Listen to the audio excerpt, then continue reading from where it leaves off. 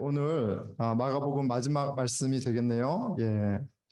부활의 믿음은 선물입니다라는 주제로 말씀을 전하겠습니다. 부활의 믿음은 여러분 선물이에요. 자, 여러분 예수님의 부활을 믿으시나요? 속으로 한번 대답해 보겠습니다. 예수님의 부활을 믿으세요?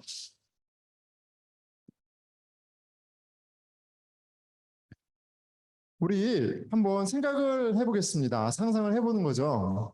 예수님께서 그 고난 받으시죠.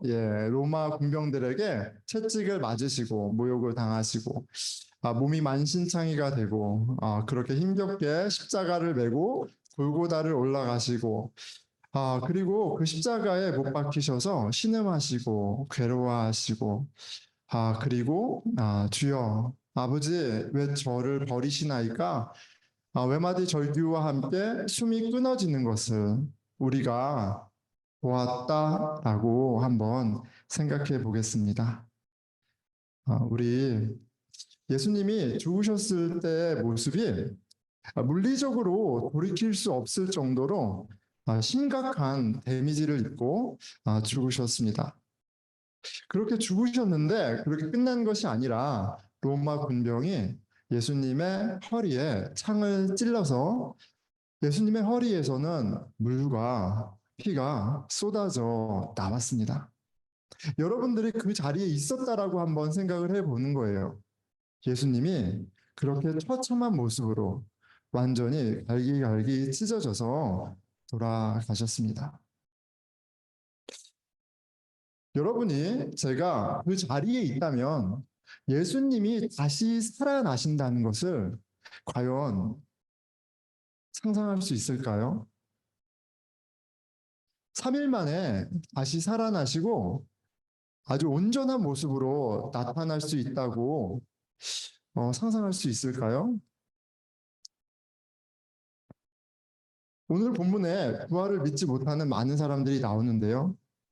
이렇게 말씀드리는 건 부활을 믿지 못하는 것이 그들에게 전혀 이상한 것이 아니라 오히려 너무나도 정상이었다는 어, 사실을 말씀드리는 겁니다. 여러분, 부활을 믿는다는 것, 예수님이 다시 살아나셨다는 것을 믿는다는 것, 그것을 오히려 믿지 않는 것이 정상일지도 모르겠습니다. 근데 이 사실을 이해하고 인정할 때, 그때서야 우리는 그 귀한 부활의 복음을 위해 그 부활을 믿는 믿음을 달라고 기도하게 될 수 있을 거예요. 정말 하나님의 은혜로 부활을 믿게 되면 여러분, 사실 우리가 이렇게 살 수는 없습니다.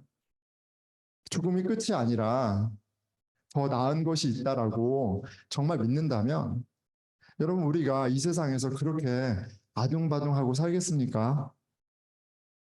우리가 그렇게 죽지 않으려고, 나이 먹지 않으려고 아둥바둥하며 살겠습니까? 두려움 앞에 벌벌 떨면서 살겠어요? 우리가 부활을 믿는다면 마태복음 25장에 예수님의 마지막 심판의 날도 믿는 겁니다. 뭐라고 말씀하세요? 46절입니다. 그들은 악인이죠. 영벌에, 영원한 벌에, 의인들은 영생에 들어가리라 하시니라. 영원한 생명, 부활의 영광만이 아니라 무엇도 있는 거예요? 영원한 벌도 있는 거예요.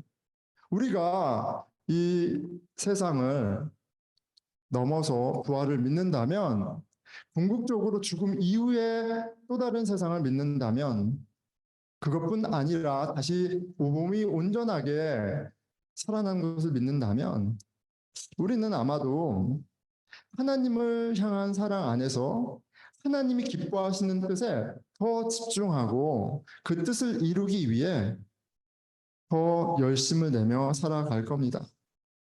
여러분, 부활을 믿는다면 말이죠.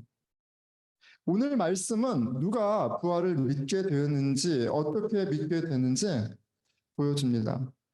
오늘 말씀을 통해 예수님께서 당신을 사랑하는 이에게 부활의 믿음을, 이 놀라운 선물을 주신다는 것을, 아니 하나님의 전적인 은혜로 하나님의 선하심이 기가 막히게 저희에게 이런 선물로 다가온다는 것을 깨닫게 되기를 기도하고 기대합니다. 아멘.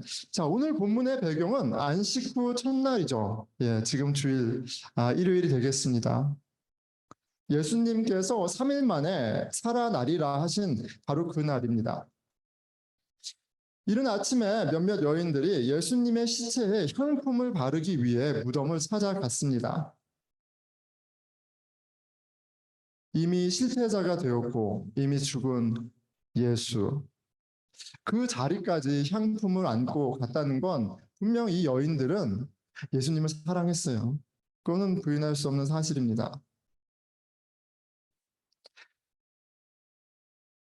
예수님의 죽으심에 마음 아파했던 사람들이 분명합니다. 그런데 이 여인들 가운데 누구도 예수님의 부활을 믿고 있지는 않았어요. 이게 팩트가 되겠죠. 3절, 서로 말하되 누가 우리를 위하여 무덤 문에서 돌을 굴려주리요 하더니, 여인들의 마음을 가득 채우고 있던 것은 기대가 아니라 걱정이었습니다. 예수님의 시체에 향품을 발라야 하는데 당신의 시체가 안장되어 있는 동굴의 입구를 막고 있는 그 큰 돌을 여인들이 옮길 재간이 없었어요. 누가 그 큰 돌을 옮겨줄까? 지금 예수님의 무덤으로 가고 있는 여인들의 마음 가운데는 온통 예수님의 시체에 향품을 어떻게 바를 수 있을까라는 생각만 가득합니다. 그녀들이 무덤에 갔을 때 흰 옷을 입은, 우리는 천사로 보여지는 한 청년을 마주하게 됩니다. 그가 예수님의 부활 소식을 전하죠. 그리고 이 여인들에게 부활의 기쁜 소식을 제자들에게 전하라고 말합니다. 하지만 여인들은 어떤가요? 부활의 소식을 전하지 못하고 있어요. 8절입니다. 여자들이 심히 놀라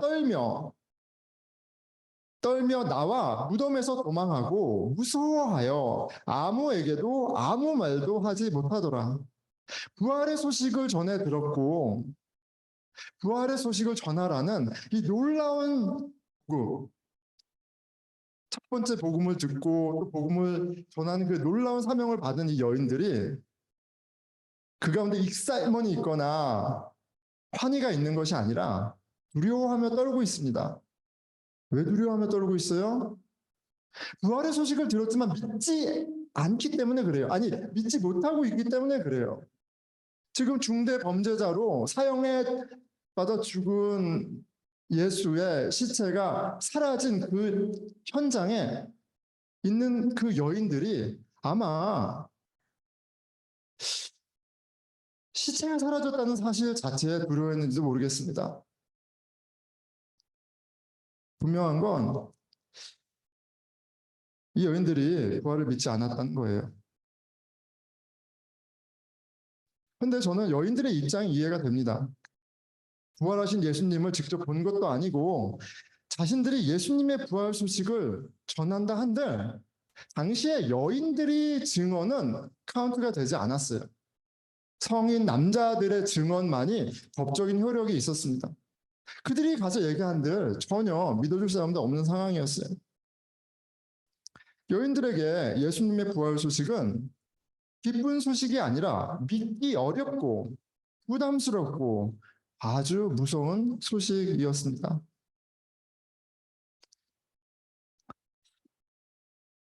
그런데 예수님의 부활을 믿지 않았던 것은 이 여인들만이 아니었어요. 예수님의 11 제자들도 아무도 믿지 못했습니다. 11절이죠. 그들은 제자들이에요. 예수의 살으셨다는 것과 마리아에게 보이셨다는 것을 듣고도 믿지 아니하니라. 예수님의 부활을 처음으로 목격한 막달라 마리아의 증언을 들었지만 아무도 믿지 않았습니다. 왜 믿지 않았을까? 막달라 마리아가 낯선 사람이 아닐 텐데 예수님의 11제자만이 아니라 예수님을 따라 항상 함께했던 여인들이 있었다고 성경은 이야기하고요. 그 무덤까지 갔을 정도면 제자들하고 굉장히 익숙한 사람이었을 텐데 그 막달라 마리아가 증언하는 부활을 왜 믿지 못했을까?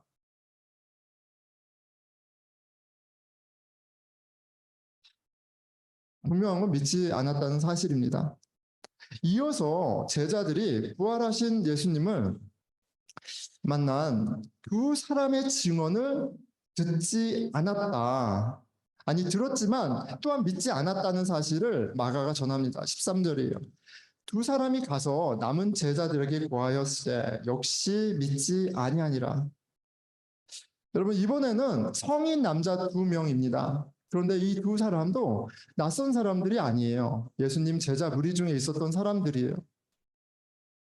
두 남성이 예수님을 만나고 살아신 예수님을 만나고 그 부활하신 예수님에 대해서 증언하였지만 제자들은 믿지 않았습니다. 막달라 마리아의 증언을 부활의 소식을 믿지 않았던 제자들, 두 제자 남자 제자들의 증언을 믿지 않았던 제자들의 이야기를 연달아서 소개하는 데에는 이유가 있습니다. 물어볼 것도 없이 모든 제자들이 예수님의 부활을 전혀 믿지 않았다는 사실을 밝히고 있어요. 제자들이 예수님의 부활을 전혀 믿지 않았습니다. 아니, 믿지 못했습니다. 그런데 여러분, 예수님이 분명 죽은 회당장 야이로의 딸을 살리시는 것을 봤잖아요. 나사로를 살리시는 것도 봤습니다. 바다의 폭풍을 잠재우시는 하나님이신 전능자 예수 만났습니다. 목격했습니다. 그리고 무엇보다도 예수님께서 제자들에게 당신의 고난받고 죽으심과 다시 살아나심에 대해서 누차 제자들에게 이야기를 했어요. 복음서에는 3번 이야기하는 장면이 나옵니다. 예수님이 딱 정하셔서 3번 이야기한 게 아니고요. 3번 이야기하신 것이 기록되었다는 것은 제자들에게 귀에 못이 박히도록 예수님이 종래에는 고난받고 죽으시고 부활하실 것을 얘기하셨다는 거예요. 아니, 그렇게 보고 그렇게 경험하고 그리고 부활에 대해서 이미 인폼 됐는데 교육 받았는데도 믿지를 못합니다. 그런데 아니, 어떻게 그렇게 믿지 못해? 제자들이 아니라 사실 다시 살아나신 예수님을 믿지 못하는 건 너무나 당연한 겁니다. 그냥 온전하게 죽은 것도 아니고 온몸이 찢어져서 만신창이가 돼서 십자가에 매달려서 숨이 끊어지고 허리에 창이 찔려 물과 피를 쏟는 것을 다 봤는데 여러분, 다시 산다는 것은 말도 안 되는 겁니다. 그런 사람은 없었어요. 다시 살고 영원히 산 사람은 없습니다. 우리가 사는 이 3차원의 물리적 세상에 갖고 있는 이 세상에서는 일어날 수 없는 일이에요. 우리가 본 적도 없고 이해할 수도 없는 이 부활을 믿는다는 게 원래 말이 안 되는 겁니다. 자, 여러분, 그러니까 물론 우리 가운데에는 은혜로 이 믿음을 이미 받은 분도 계시지만 하지만 제자들도 막달라 마리아도 여인들도 믿지 못했던 사실을 기억할 때 그러니까 아무런 주저 없이 나는 예수님의 부활을 믿어라고 말하는 나 혹은 누군가의 고백에 좀 물어봐야 돼요. 정말? 정말 나는 그 십자가에서 죽은 예수님이 3일 만에 다시 살아나셨다라는 것을 그것도 완전히 온전한 모습으로 살아나셨다는 것을 믿어? 이렇게 물어보는 것이 정상이에요. 여러분은 예수님의 부활을 믿으시나요?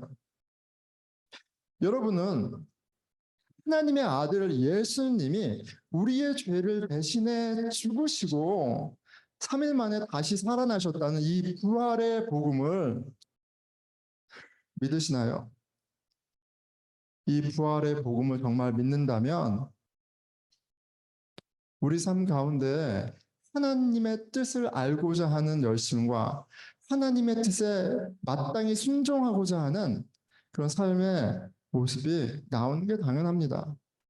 그런데 어떻게 부활을 믿는다고 하면서 부활이 없는 것처럼 살아간단 말입니까?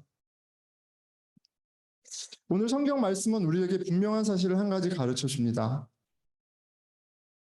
부활의 복음을 믿을 수 있는 사람은 아무도 없다는 사실이에요.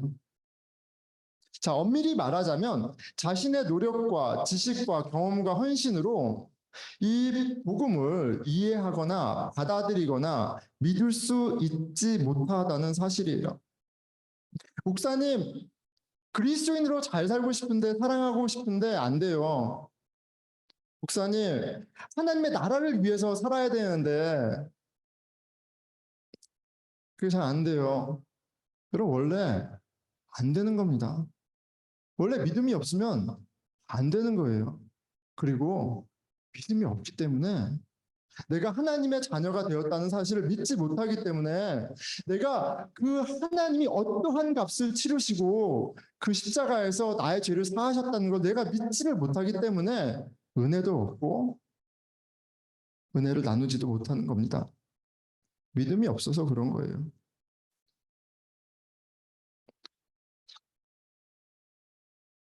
오늘 본문에 아무도 예수님의 부활을 믿지 않았습니다. 예수님이 하나님의 아들이라는 것을 분명히 믿었을 텐데 믿는다고 얘기했는데 이 부활을 믿지 못합니다. 그런데 오늘 본문의 한 여인이 예수님의 부활을 믿게 됩니다.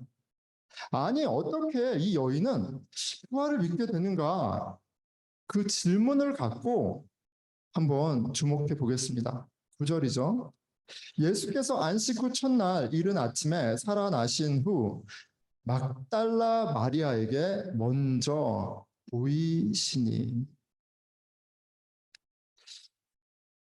막달라 마리아는 예수님의 시체 향품을 바르기 위해 무덤으로 갔던 여인 중에 하나였습니다. 이 여인이 부활의 소식을 천사에게 들었을 때 어떻게 반응했는지 기억하시나요? 기뻐하지 않았어요. 오히려 두려워했습니다. 그 부활의 복음을 전하지 못했어요. 자, 믿음이 없죠. 그런데 유독 이 여인에게 예수님이 먼저 보이십니다. 부활의 믿음을 선물해 주세요. 내 눈으로 똑똑히 살아나신 온전한 예수님을 봤다면 어떻게 부활을 부인할 수 있겠어요? 예수님이 믿음 없는 막달리아에게 믿음을 선물하십니다. 나사렛에서 온 예수를 하나님의 아들로 믿는 그 믿음, 여러분 어디서부터 오는 겁니까? 성경 공부하고 교회 열심히 다니고 봉사하고 하면 주어지는 건가요? 모든 믿음은 근본적으로 위로부터 우리에게 주어지는 선물입니다. 십자가의 복음, 부활의 복음, 이 믿음은 모두 하나님의 선물이에요. 믿음은 나로부터 나오는 것이 아니라 위로부터 주어지는 선물이에요. 그렇게 어려서부터 교회에서 태어나고 자랐어도 아빠가 목사고 선교사여도 내가 성경을 심지어 100번, 1000번을 읽어도 내가 평생 주일 예배를 빠지지 않고 모든 동사와 헌금을 드렸다 하여도 여하튼 내가 무엇을 알고 무엇을 얼마나 했다고 해도 내가 이 믿음을 만들거나 내가 성취할 수 있는 것이 아니란 말입니다. 부활하신 예수님이 당신을 보이셔야 그제서야 믿어지는 거예요. 억지가 아닙니다, 여러분. 왜요? 부활을 믿지 못했던 제자들이 어떤 사람들이에요? 살아계신 하나님의 아들, 하나님이신 예수님과 3년 동안 동고동락을 했습니다. 그 예수님이 하신 기적과 예수님의 진리의 말씀을 듣고 모든 것을 다 경험했지만 아무도 안 믿었어요. 그렇다면 우리로부터 믿음이 나온다고 생각한다면 큰 착각이 되겠죠. 여러분, 믿음은 정말 선물입니다. 선물이라는 의미는 공짜라는 의미보다도 나로부터 온 것이 아니라 사자로부터 왔다는 사실에 큰 쟁점이 있습니다. 부활하신 예수님이 자신을 보이셔야 예수님의 부활을 믿게 되는 거예요. 오늘 한 여인이 부활의 믿음을 선물로 받습니다. 그런데 이 여인에 대해 짤막한 설명이 있죠. 전에 7 귀신을 쫓아내어 주신 막달라 마리아에게 먼저 보이시니,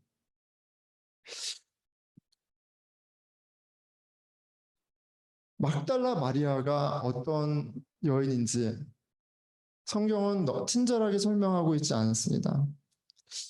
어떤 특별함이 있지 않을까라는 것으로 주목해서 봤을 때 방금 읽은 구절이 유일한 단서예요. 예수님께서 막달라 마리아의 삶을 비참하게 만들었던 7 귀신을 쫓아내 주셨어요. 자, 성경에서 7이란 완전수죠. 귀신 7마리일 수도 있어요. 그런데 더러운 귀신에게 완전히 사로잡혀 비참한 삶을 살았던 그런 영적인 상태를 말해주는 것이기도 합니다.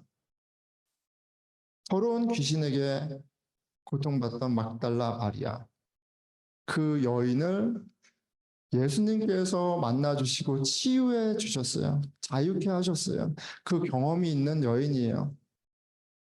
그 경험을 미루어 봤을 때 이 여인이 믿음이라는 선물을 받는데 어떤 특별한 조건이 있다면 사랑이 아닐까, 그 구원의 감격이 아닐까라는 생각을 한번 해봤습니다. 여러분, 그런데 이 더러운 귀신은 귀신 하면 좀비 내지는 피 흘리고 머리 풀어헤치고 그런 귀신을 생각하기 쉽지만 더러운 귀신은 꼭 그렇진 않습니다. 더러움은요, 거룩함에 반대되는 개념이고 귀신에 속해 있는 상태이고, 그리고 그 상태는 하나님이 없는 마음, 정욕으로 가득 찬 마음, 하나님을 사랑하지 않고 오직 나만을 사랑하는 그 마음이 바로 성경은 더럽다라고 얘기하고요. 사단의 마음이라고 얘기합니다.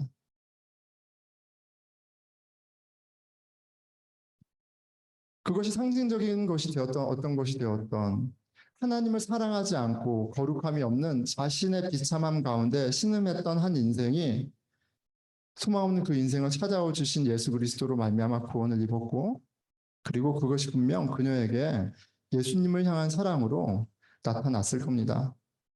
자, 그런 맥락에서 부활의 믿음은 이런 사람들이 선물로 받는 것이 아닐까? 예수님을 사랑하는 사람.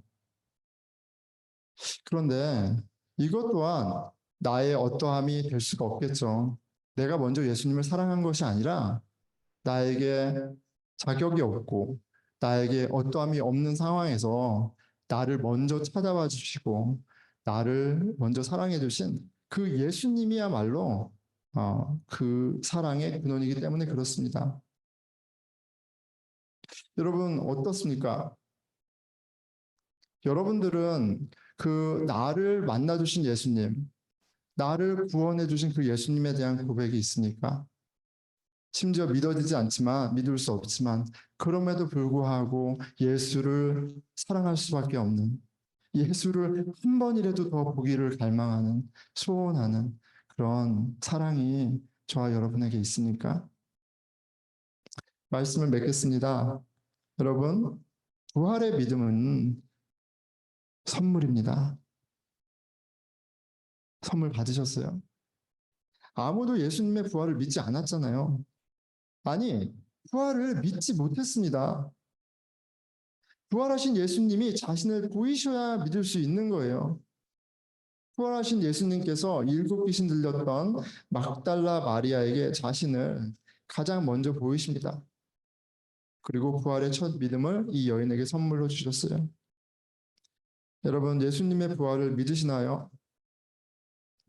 하나님의 아들 예수 그리스도가 사람으로 오셔서 우리의 모든 희노애락을 체휼하시고 고난 받으시고 우리의 죄를 대신해서 채찍질 당하시고 수치를 당하시고 십자가에서 피 흘리셔서 우리 죄 속의 제물이 되셨다는 것을 믿으세요? 그분이 3일 후에 부활하셔서 이제 믿는 자로 하여금 하나님의 온전한 자녀가 되게 하셨다는 그 복음을 믿으십니까? 그 복음을 믿기 원하세요? 저는 부활절이 좀 힘듭니다. 왜냐하면 제가 설교 준비해야 되잖아요. 물어봐야 돼요. 나는 부활을 믿는가? 나는 다시 살아나신 예수님을 믿는가라고 물어보면 너무 괴롭습니다. 여기까지만 얘기하겠어요. 하지만 제가 부활을 믿는 거에서 멈추지 않고 여인을 보면서 질문합니다. 나는 예수를 사랑하는가? 나는 예수님을 사랑하나?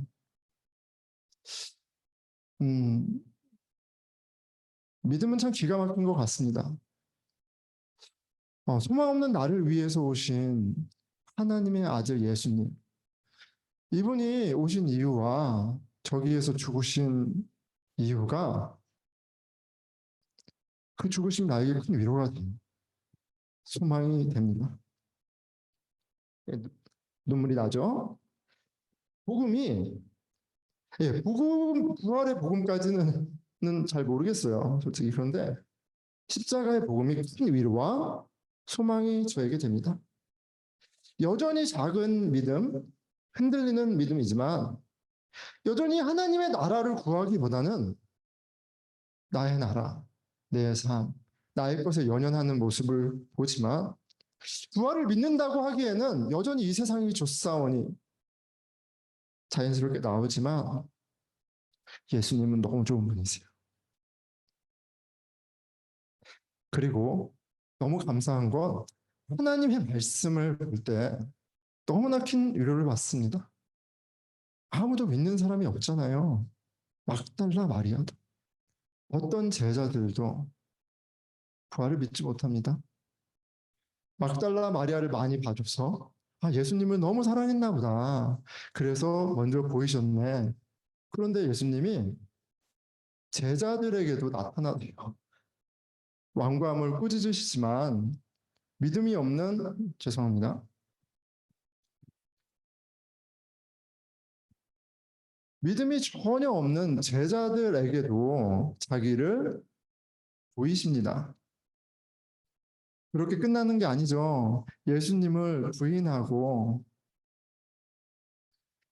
그 모든 수치 가운데 있던 베드로를 예수님이 부활하신 당신이 그 갈릴리까지 찾아가셔서 고기를 구워서 먹이시고 너가 나를 사랑하느냐 물으시면서 치유도 해주세요. 근데 그것만이 아니에요.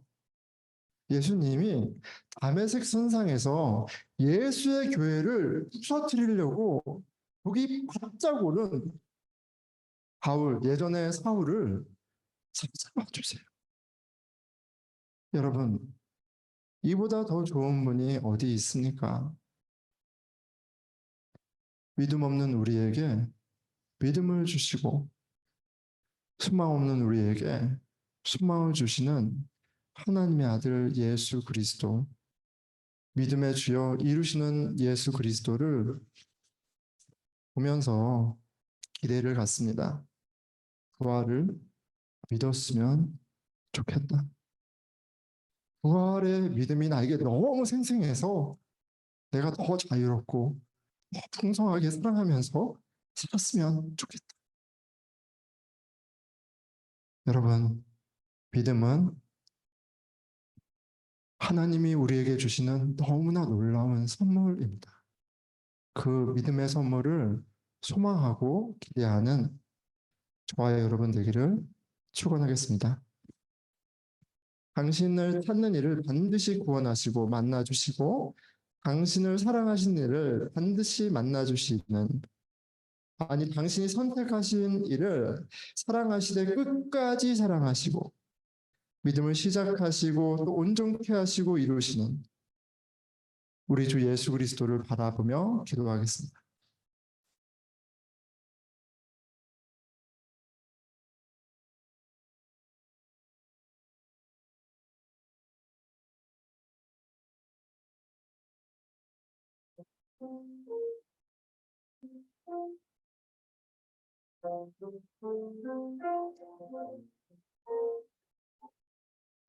우리의 왕, 너무 좋은 우리 예수 그리스도, 나의 죄를 대신해 그 값을 당신의 고통과 수치 가운데 십자가에서 치르신 너무나 좋은 나의 하나님, 당신이 다시 살아나셨습니다. 이 놀라운 부활의 복음이 내 삶을 살아가게 하고 춤추게 하고 넉넉히 이겨나가게 하는 이 부활의 믿음, 지금 주발 아래 엎드려 기도하는 당신의 자녀들에게 선물로 주어주기를 간절히 구합니다.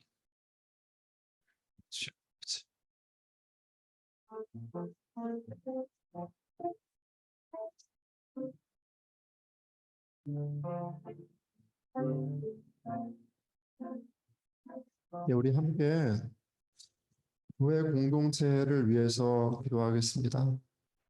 여러분, 믿음의 수준은 각양각색이고 이제 막 태어난 아이부터 청소년기, 장년기, 성숙의 정도는 다 다릅니다. 그런데 우리 공동체가 믿음의 공동체라는 것을 기억하기 원합니다. 하나님의 아들 예수 그리스도의 복음, 십자가에서 우리를 대신해 죽으신 하나님의 아들 예수 그리스도의 복음, 죽은 지 3일 만에 다시 살아나셔서 하나님 아버지 우편에 앉으사 이 땅을 통치하시고 또 당신의 성령을 보내주신 부활의 복음, 주님, 그 복음을 믿는 저희 될 수 있도록 주님 믿음의 선물들을 더하여 주시옵소서. 같이 기도하겠습니다. 예, 하나님 아버지 주님, 저희들의 아버지 주님 구원자 되어 주심에 감사드리고 주님 저희들에게 믿음을 허락해 주셔서 감사드리고 주여 아버지 주님 자격 없는 저희에게 계속해서 믿음을 더하여 주시고 자라나게 하심에 감사드립니다. 주여 아버지, 자 우리 다 함께 일어나셔서 마지막 찬양 드리겠습니다.